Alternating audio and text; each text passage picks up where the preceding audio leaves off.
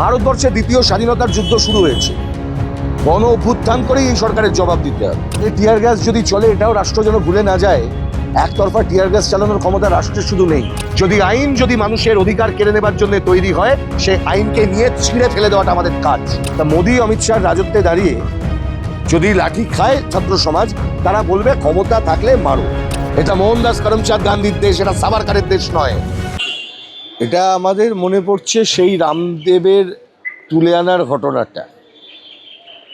রামলীলা ময়দানে রাত্রিবেলা তিনি যখন ওখানে ঘুমোচ্ছিলেন, তখন কিভাবে তৎকালীন দিল্লি পুলিশ গিয়ে তাকে তুলে নিয়ে আসে, এবং ওই ঘটনার পর সুপ্রিম কোর্ট যে রায় দিয়েছিলেন সেই রায়ের কথাও আমাদের মনে পড়ছে।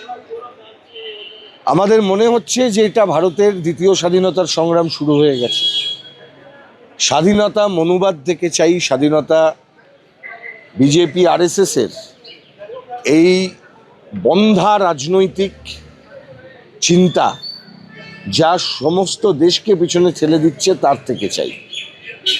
স্বাধীনতা চাই আমাদের দেশের শোষণ এবং শাসকের দ্বারা শোষণ, সেই রাজনীতির থেকে। দিল্লিতে যার শুরুয়াত আজকে হয়েছে তা বিভিন্ন শহরে ছড়িয়ে পড়ছে।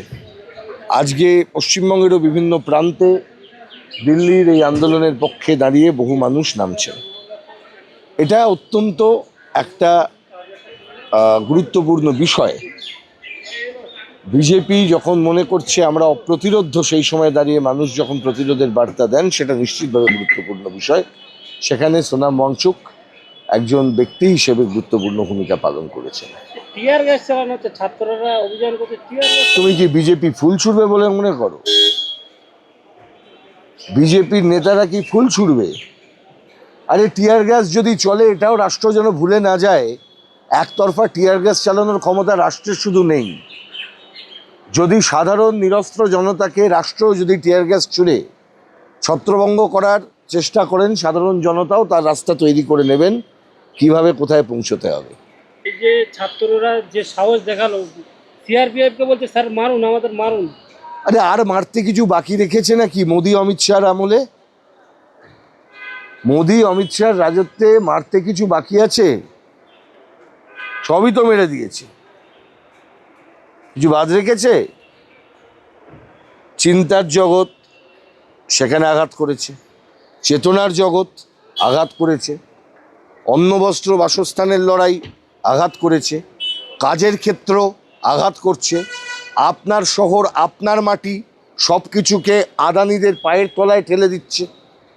তা মোদী অমিত শাহর রাজত্বে দাঁড়িয়ে যদি লাঠি খায় ছাত্র সমাজ, তারা বলবে ক্ষমতা থাকলে মারো। কত ক্ষমতা আছে তোমার? লাঠির কত জোর ভাই? তোমার পুলিশের কত জোর? তোমার রাষ্ট্রের কত জোর? জনগণ যদি একত্রিত হয়, যত খুশি জোর দেখাও, ওই জোরের সামনে তোমার মাসনাদকে নামানো হবে। মিডিয়া প্রচার করছে যে এটা চীনের সাথে কানেকশন। আবার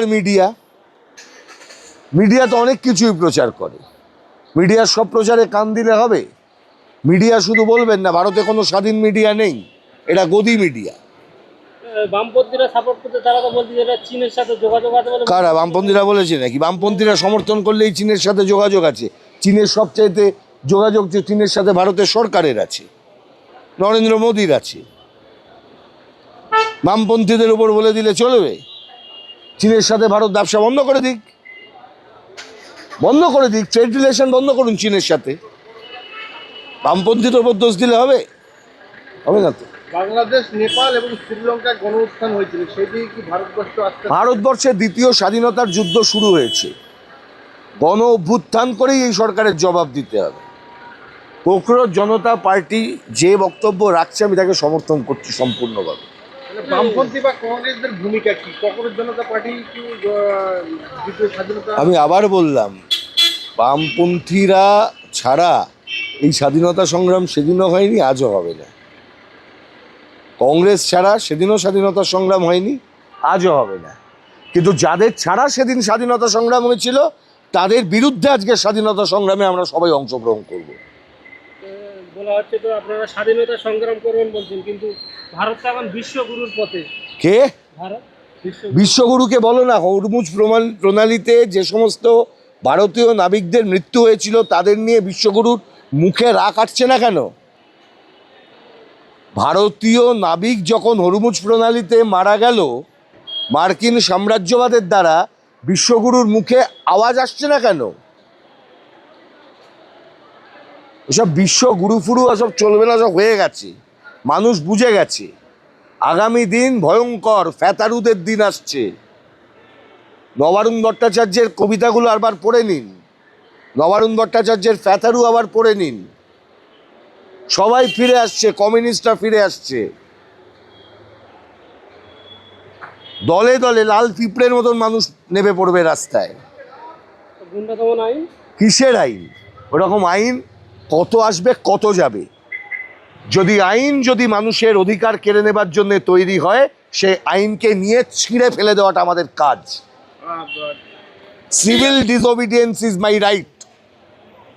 এটা মোহনদাস করমচাঁদ গান্ধীর দেশ, এটা সাভারকারের দেশ নয়। বলছি বর্তমানে তৃণমূল শাসনে দেখতাম যে বিরোধীরা হাইকোর্টে আসতে পারমিশন নিতে, সেই তৃণমূল সরকার মমতা বন্দ্যোপাধ্যায় এখন হাইকোর্টে পারমিশন নিতে হচ্ছে সভা করার জন্য। ওই তো মানে যা ধর্মের কল বাতাসে নড়ে কথাই আছে, পারমিশনের জন্য আসতে হবে। আপনি তখন সামান্য 10টা ছেলের অনশনের জন্য আপনাকে হাইকোর্টে আসতে হতো। এবার তো আসুন, একটু দেখুন কিরকম লাগে। দমদম এয়ারপোর্টে দীর্ঘদিনের একটা মসজিদ রয়েছে, সেই মসজিদে হঠাৎ করে নামাজ বন্ধ করে দেওয়া হলো। এটা নিয়ে অনেক আলোচনা হয়েছে, এটা নিয়ে আর আলোচনা করে খবর করারও দরকার নেই। সেখানে যারা মসজিদ কমিটির লোকজন তারাও জানেন কি করতে হবে, তারা কথা বলছেন, সেভাবে হচ্ছে, হোক। 20 বছর পরে বাংলাদেশের বিতর্কিত লেখিকা তসলিমা নাসরিন বাংলাদেশ পশ্চিমবঙ্গে আসুন। একটা অনুষ্ঠান, আসুন, তাতে কত লেখক কত লেখিকা আসছে, যাদের নিয়ে আলোচনা করতে হবে। সেই নিয়ে বিতর্ক সৃষ্টি হয়েছে যে ও যাদের বিতর্ক করার সময় আছে, কে কোথাকার লেখক আসবেন, কে কোথাকার লেখিকা আসবেন, এই নিয়ে কমেন্ট করতে হবে। আসতেই পারেন, লেখক লেখিকা এলে কি করতে হবে? তাহলে বামপন্থীরা রাখতে পারেনি কেন? কে বামপন্থীদের রাখবে? তাদের সিদ্ধান্ত ছিল কে ভারতে থাকবে আর কে ভারতে থাকবে না। পশ্চিমবঙ্গের সরকার সিদ্ধান্ত নিতে পারতো। বামফ্রন্ট আমলে তিনি বাংলাদেশ থেকে আবার বামফ্রন্ট আমলে ভারতে বামফ্রন্টের সরকার ছিল, পশ্চিমবঙ্গে কে থাকবে সেটা বামফ্রন্টের সরকার নেবে। গাধার মতন কথাবার্তা এরা বলছে, আর সেটাকে নিয়ে হাওয়া দিচ্ছে লোকে। আপনারা তসলিমা নাসরিনকে নিরাপত্তা দিতে আবার বললাম, আমার দরকার নেই তো, কে লেখক লেখিকা আসবে যাবে, ভালো তো আসুক, আসুন, লিখুন, বলুন কথা, কে বারণ করেছে? একটা প্রশ্ন, মমতা বন্দ্যোপাধ্যায় ফেসবুক লাইভে এসে বলছে যে বামপন্থীরা ভালো আন্দোলন করতে হবে, বিশেষ করে সিপিএমকে ধন্যবাদ জানাচ্ছে, তারা যে আন্দোলন করতে হবে। উনি ভালো থাকুন, বাড়িতে থাকুন, ফেসবুক লাইভে থাকুন, আমাদেরকে আর দয়া করে কিছু বলতে হবে না। ওনার ছাড়াই চলবে, কোনো ভুল ভাঙছে কি? ওনাকে ছাড়া চলবে, ওনাকে নিয়ে কিছু হবে না। ওনার ছাড়া বেশ ভালো আছি আমরা, ওনাকে বাদ দিয়ে চলুন। উনি নিজের দল রাখতে পারেন না, উনি আবার আমাদেরকে বলবেন? ওর দল 3-4 তারিখ 9টা পর্যন্ত ছিল, 4 তারিখ 9টার পর থেকে নিজের লোকগুলো গালাগালি করতে শুরু করেছে ওকে। তাহলে আমি ওকে কি ভরসা করুন?